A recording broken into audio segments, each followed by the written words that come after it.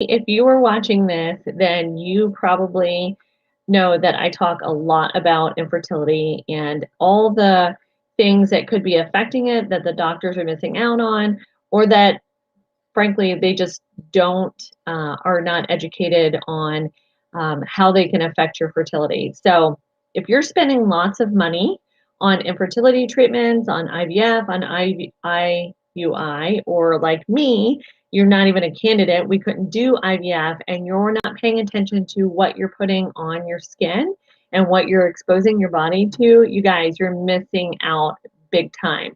So what we're talking about today is we're talking about toxins in your cupboard, things that are around your house, in your makeup bag, in your shower, underneath your sink, right? So all of these things affect your fertility in a huge, huge way because they are endocrine and hormone disruptors. So they disrupt your thyroid function and your reproductive system, right?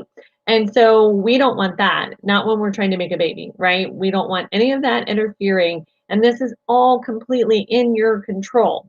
So let me just list, I wrote some of them down so I wouldn't forget. So we're talking about things like formaldehyde, sodium lauryl sulfate, parabens, phthalates, triclosan, I'm going to look now, VOCs, fragrance, which I'm going to just do a pause right here and let's just put the fragrance thing on the table. Unless it has the Latin name for the essential oil, if it says natural fragrance, if it says essential oil, it is synthetic fragrance. What that means is that synthetic fragrance can actually contain up to 1,300 individual chemicals. 1,300 individual chemicals, couldn't say that, right? So I really wish that I had fully understood when I was trying to get pregnant how much this really, really could be impacting my health and my efforts. So fragrance can contain up to 13,000, not 1,000, 1,300 different chemicals. So most of those are banned in the European Union, but they're here in the United States. Oxybenzone, which it's coming up for most of us. I live someplace that's sunny, so it's almost year round. But oxybenzone is a big component, big no-no in sunscreen, huge hormone disruptor. It's actually what's killing the reefs too. So um, if you're watching this later, it's right around Earth Day now. And if you want to save the planet, find a sunscreen that is oxybenzone free. And quats. And there's a few other ones, okay? We're going to talk about this week a few other ones, what they do, how they affect your fertility, why they affect your fertility, how to get rid of them, all the things. Okay.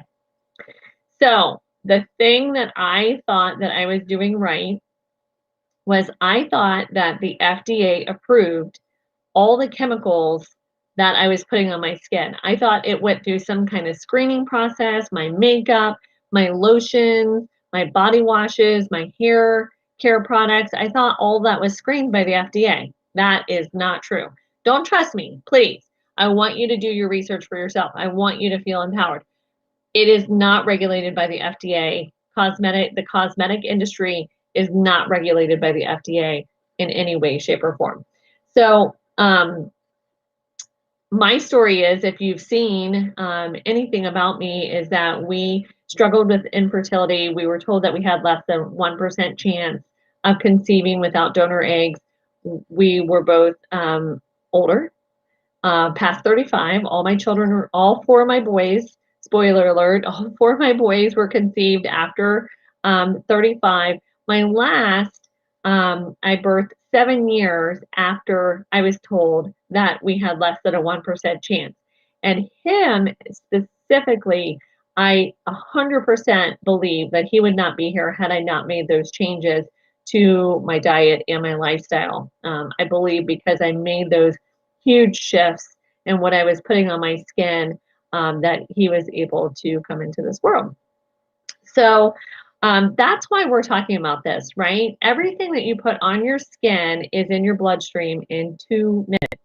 2 minutes, you guys. So all these chemicals, and I'm going to tell you what my biggest tip for the day is to switch out your laundry products. If you are still using what's called conventional laundry products, things that you can pull off your shelf at your grocery store or at Walmart or Target, maybe you've even been trying to use some of the greener brands, right? What, like Seventh Generation, Mrs. Meyer's Method. I did all that too. I was trying to make good choices. I was trying to be green. I didn't know I was being greenwashed. Maybe you don't know you're being greenwashed anyway. Also, so if you're watching this and you've been greenwashed, if you are buying products, paying for marketing budgets to tell you it's green when in fact it's not green, drop me a comment below, okay? No shame in this game. Like, you know better, you do better, right? So the one thing I would want you to change would be your laundry products. Throw out your dryer sheets, okay? If you have to have some scent in your life, which no judgment, I get it.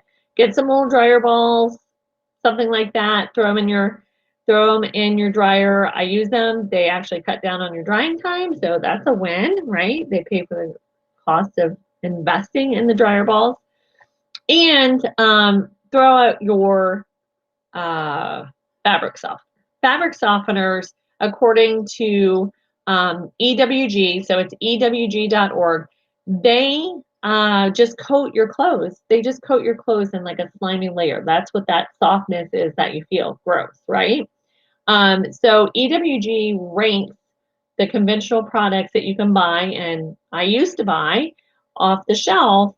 85% of them get a D or an F rating. Okay, I need a drink. A D or an F rating, you guys. That is some pretty serious stuff. So the reason that the laundry products are so important is because you're in your clothes or on your sheets 23 and a half hours a day.